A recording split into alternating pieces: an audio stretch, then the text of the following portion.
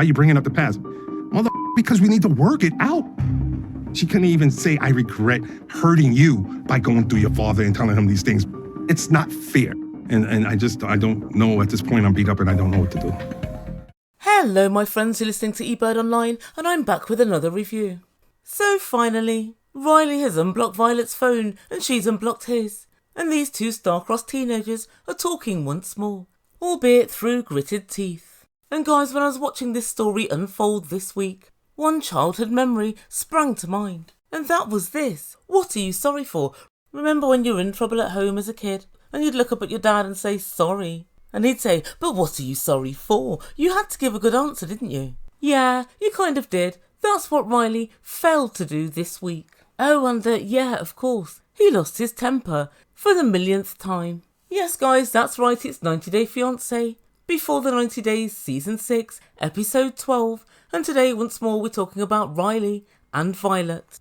And guys, by now, I had hoped that we'd be talking about the demise of Riley and Violet, but he's clinging on by his bloody fingernails. But guys, this week, yet again, he had me in stitches. His reframing of the narrative is, well, it's Putinesque. It really is from another world. But just before we get into everything, I want to say a massive thank you to everybody who's subscribed to my channel thus far. My figures are going up quite steadily now, and I really do appreciate it. And so to all of you out there who've yet to subscribe, please consider it. You'll be missing out if you don't. Also, please don't forget to smash that like button. And if you know anybody who would enjoy my videos, please don't forget to share on your social media. Thanks guys. Right, without further ado, I give you Riley and Violet. So when we first see Riley, he's in a cafe with a giant bunch of I'm sorry flowers, and he's waiting for Violet. There are yellow roses and white lilies and beautiful chrysanthemums, yellow and red. It really is quite the impressive spray. I do hope that Violet's going to like them, and I also hope she'll be duly grateful. And then Riley tells us of his hope for the meeting. I don't know if Violet is willing to give this another chance or not, but I think if we could both acknowledge our roles and what happened the other night, we could get through this and come out even stronger. What? Both your roles? Well, I know what you did, Riley. You set an attack dog on poor Violet, and then you hid like a little pussy boy in the toilet when Violet finally tired of being attacked by your friend and became upset. You jabbed your finger in her face and you said, answer the question, Violet. When Violet decided finally to make good her leave, you then leaned back in the chair and shouted, beat it, go on, get out of here. Those were your actions. I'm struggling to know what Violet's wrongdoing was. I'm actually struggling to remember. Perhaps, Riley, you can enlighten us. Poor Violet's swimming into that shark's tank, and she doesn't even know it. And in she walks, and Riley stood up to greet her. I like it. We like a man with manners. And so Violet sits down, and Riley presented her with the flowers. She gave them a cursory glance, and said, I receive your flowers, but it doesn't mean I've forgotten all that you've done to me. Wah, wah, wah, wah. It's going to take more than a few flowers to soften Violet, Riley. And Violet looked as if she were physically in pain, and she said, Riley, why did you do that to me? I just don't understand why you would treat me like that. And Riley, proving once again that he's a simpleton from the 1970s, said the following. I understand that in your culture, a friend is not family, period. And they don't have the right to ask you questions. Only family has a right. To ask you that question was inappropriate. I understand that now. So then Violet, in very broken English, tried to explain to Riley it wasn't the fact that she was asking her the question, it was how she was asking her. She said she was interrogating and very rude. And she continued, she called me a liar, I'm not a criminal and she's not a cop. And Riley, you didn't protect me. And Riley said, I'm so sorry, Violet, I should have protected you. Oh my god, guys. Riley's literally tap dancing on my bloody nerves. He says he apologises for not protecting Violet, but I think the main point is she would have never needed protection if you didn't organise and orchestrate the fucking attack in the first instance. She does need protecting. Riley, the person she needs protecting from is you. So anyway, Violet thought about his apology and she said your sincerity is not enough. And Riley thinks about that for a moment and then he comes back with this little gem. Can I ask a question? is this whole conversation going to be, I'm wrong? You have no fault in any of it. I'm just asking, not trying to start. I'm wrong. So I'm asking. Everything was my fault. Everything? I'm just asking. Well, she didn't stutter. Yes, everything's your fault. And guys, I don't know about you, but I would dearly love to know what it was that Violet did wrong the other day. And just so you know, for all of those who think that Violet was lying the other day about why she was still on the dating app, I guess i.e. all of us, that was not an issue born of last night. That was an issue born of 2 years ago. So then Riley said, well, I feel hurt. I'm prepared to answer any question that you ask, but you will not do the same for me. And then Violet said it was because her English is no good. Violet, you've had him blocked for 2 days. You've had 48 hours to come up with something, and that's it? Oh, Lord. I feel sorry for those kids at your school. Actually, maybe no, I don't. I bet they treat you like a supply teacher. I bet they run rings around you. Such is your lack of logical reasoning. So they both agree that from now on, if it's a complicated question, they'll put it through Google Translate. Guys, let's try it now, shall we? Hi, Google Translate. Hi, Ebird. How do you say Violet? Why weren't you off the dating app? Riley, that was almost 2 years ago. Fucking leave it alone. And there we have it, Riley. Even Google Translate wants you to fuck all the way off. And so Riley finishes off by saying, I've only got 4 days left. What? 4 days? Oh my lord. Riley, get yourself off down the red light district, son. Do yourself a favour. Violet's managed to run that clock right down. You've got no chance of hitting it in 4 days. But anyway, he said, I've only got 4 days left. And I'd like to move past this. I want to earn your respect and to get us back on track. And Violet nodded sagely, for she knows he can't leave it alone. He said, I promise I'll forget about it. Guys, until tomorrow. And so it's the next day, and the couple are going to a Buddhist temple. Riley says he wants to look mantastic, and he's busy pressing his clothes. And when he meets up with Violet, he said, how do I look? How do I look? And she said, very nice. And I have to say she does seem quite pleased with how he spruced himself up. And she lets us know that she's not a Buddhist, but she'd like to introduce Riley to Buddhism so they can gain some inner peace after their long, drawn-out, protracted argument. Oh, Violet, do you honestly think the argument's over? Because I can tell you now. It's not. And guys, I'm not saying this argument went on too long, but human civilization ended in the middle of it. This is hilarious inadequacy on a loop. These two do not get on. They don't even seem to like each other. It's facile, guys. And then Violet tells us a little bit about Buddhism, and she also says, Buddhism teaches us to love and respect one another. Oh, Google Translate, define respect for Riley, please. You are wasting your blood clot time. Fair enough, Google Translate. I see your point. Nobody wants to waste their blood clot time. Guys, I'm going to stop now. I'm sorry. I'm just having fun with my new little toy. So the couple decide to pray to the lucky Buddha, and I can't help but notice that Riley practically knee slams to the floor. Riley, what happened to your gammy leg? All better now, is it? So as the couple pray, Riley lets us know he feels very calm and at peace. And so just as soon as they finish praying, Violet asks Riley, what did you pray for? And he said, I pray that I don't hurt anybody else with my words or my actions. And he asked Violet, what did you pray for? Oh, Riley, don't ask. Violet was praying that she'd meet somebody else on the dating app. For she's still on it, just with a fake name and a fake photo. And then she let the Buddha know that if that prayer doesn't work, she'd like to ensure that Riley never ever bumps into the shirtless man. She's got quite a bit to pray about. But she bullshitted and said she prayed about their relationship and, I don't know, the health of her family or whatever.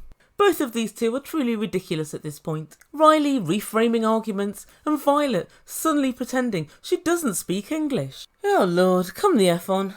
And that's almost their trip to the temple over. Oh, there's just one last thing. The gift shop, I hear you ask. Usually when you go to a cathedral or a church, there's some sort of gift shop where you purchase overpriced trinkets and curios to help support the church. And this is where I have to doff my cap to the Buddhists, because they've created a wall in which you write your name on a pink piece of paper and you pay for the privilege of doing it. So they've got a gift shop where they take loads of money and there's no gift. Guys, it's simply genius.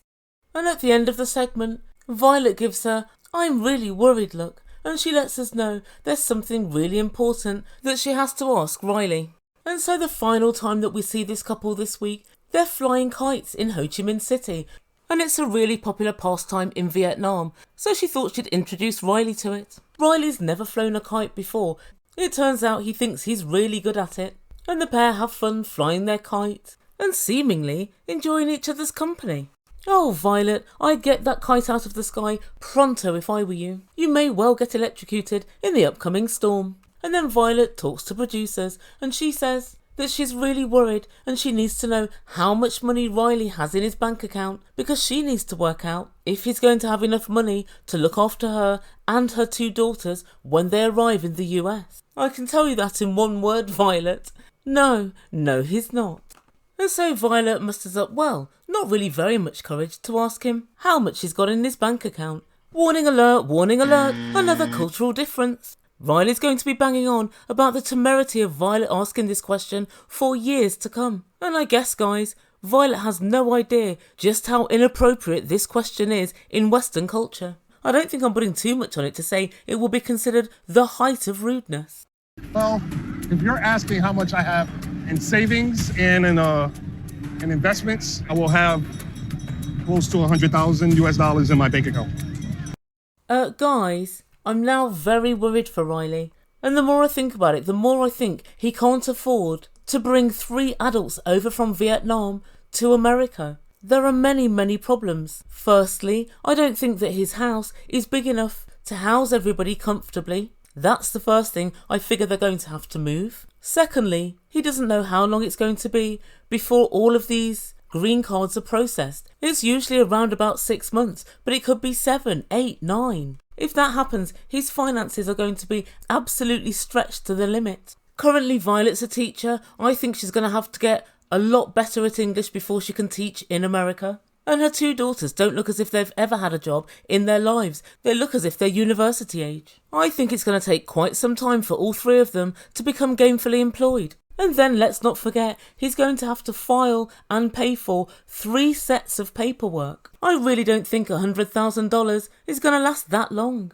Anyway, Riley asks Violet if she feels more secure with that amount of money behind her, and she of course answers, "I've no idea. I don't know how expensive everything is in the US." And so I had a quick look on the net, and Riley lives in Pennsylvania, and apparently the average cost of annual living for a family of 4 ranges from $68,000 to $104,000 on average. Riley conceded that £100,000 wasn't that much money, but then he decided to sell Violet the dream. $100,000 is not really a lot of money, but I make broke look really good. Okay, I don't know if you understood what I just said, but my life is very simple. What? He makes broke look really good. So Riley, are you saying at the current time you're broke? If that's the case, once he's got 3 adult dependents, what do you think he's going to be? He's going to be finished. Guys, this plan needs to be revised sharpish. So guys, remember back to, yesterday, when Riley said that he promised he would let go of the past and stop questioning Violet? Well, guess what? He changed his mind. When we have a fight, you text my father a lot of bad things about me, knowing that I did not do that to I you. say you don't tell the past. Listen, you... Bibi. It's not talking about the past. I'm asking, no argument, okay? Do you regret it? That's all I want to know. Oh my god, guys, it literally is like Groundhog Day. She's explained, and in fact last week the tour guide explained to you as well, that Vietnamese people get their families involved. Also, just for the record, she didn't text nasty things about you. She just texted what she thought of you. Riley doesn't know how to treat a woman is not necessarily nasty. It's from her point of view, true. And guys, she sat there and she pointed that out to him. She said, "I don't regret it at all. Everything I said was true." Guys, Riley's face turned to thunder.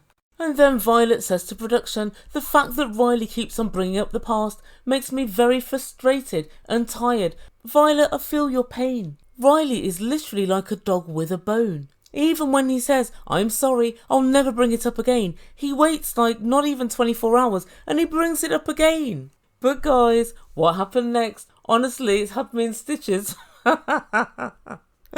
For absolutely ages, Violet said to Riley, "I've thought of a new nickname for you, Riley." Riley looked up expectantly and she said, "I call you King Kill Feelings."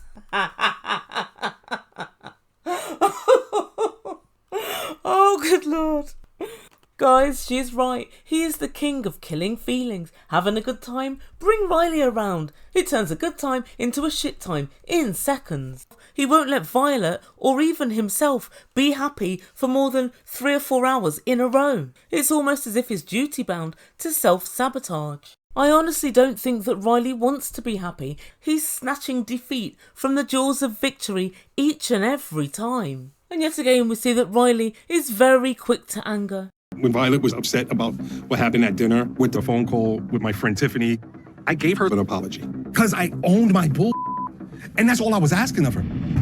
Right, okay, so we've got a good old case of false equivalence. You get your friend to verbally attack, call a liar, berate, and finally upset your partner, and you think that's equivalent to that person texting your dad when you've had an argument saying, "I don't know what's wrong with Riley. He'll never be able to make a woman happy. He'll never be happy himself if he doesn't trust anybody." Now, I'm prepared to admit in our culture, it's not the done thing to speak to somebody's parents about your personal problems, but you've been told by someone other than Violet that that is kind of what happens in Vietnamese culture. And I just think that Riley wants to play tit for tat because he's had to apologise for something, even though it took him 3 or 4 days and speaking to somebody else, another male, to actually do so. But because he's had to apologise, he just wants to ensure that Violet has to apologise for something also. A day or so ago, you promised that you would never bring up the past again. And looky here, just 24 hours later, you've broken your promise. And guys, that's just about everything for this week. Guys, I can't believe it. Riley really is like a broken record. And I genuinely don't think that his relationship with Violet will stand the test of time. I do think, in fact, now, if she does go to the US, she will just be using him for a green card for her and her 2 daughters. I don't believe that she likes him in any way. She always looks mildly irritated when in his presence. Any lols that they have look completely forced. But there is one thing Riley does have right, and that's the fact that there's not much time now left to argue. They need to start getting on to see if this can work. But guys, that's quite a big problem, because he's going to have all the days in the world to argue with her when they're in America. And I've got a feeling if there's something to argue about, Riley will grab that opportunity with both hands. As for Violet, she does always look like she's just finished telling a lie. I've got to say, she has got that look about her. She always waits a little bit too long to respond to anything. And when she came up this week with, "My English isn't so good," we know how good and bad your English is. That's not the reason why you didn't answer the question when Riley's friend was berating you. You were thinking of your answer. Now, somebody in comments, and I can't remember who it was, said that they thought they understood what Violet was saying about the dating app. And so apparently you can't delete certain dating apps on your phone. You have to go online to delete the app. And this is what Violet was alleging she did. So I thought about this and I came up with just 2 options. If anyone's got any more, let me know in comments down below. But the first option was that she logged on her laptop and then thought, "Wow, it's so great here. Everybody's so much better than Riley. I think I'll stay and have a flirt with the shirtless guy." Or the second option is that at the exact same time she went online in Vietnam to put in her password and delete her app, at exactly the same time, Riley went online and discovered that she was still active on the app. Guys, I simply don't believe it. It's too much of a coincidence. If Riley had got there 5 minutes later, surely he would have seen nothing because she would have deleted all her data and he would have not even found a user named Violet. So unfortunately, I'm still with Riley and Tiffany on this one. She's not really telling the truth about the app. But of course, my stance on it all is, it was 2 years ago. You'd known each other 2 weeks online. You're not in a relationship. You don't owe anyone anything after 2 weeks online. And that's as far as I'm prepared to consider it. Anyway, guys, let me know what you think of this week's shenanigans in comments down below. Do you think, like I do, that Violet has taken any opportunity with both hands to run this clock down? I don't think she wants to sleep with Riley. So if he goes home still not having been intimate with Violet, why oh why would he bring her over to America to live for all eternity? Guys, none of this really makes sense, but anyway, let me know what you think in comments down below, and I'll get on with my next video. Thank you so much for listening. Please don't forget to subscribe to my channel if you've yet to do so. I'll be eternally grateful. And don't forget to smash that like button. You've been listening to Ebird Online, and I bid you good day.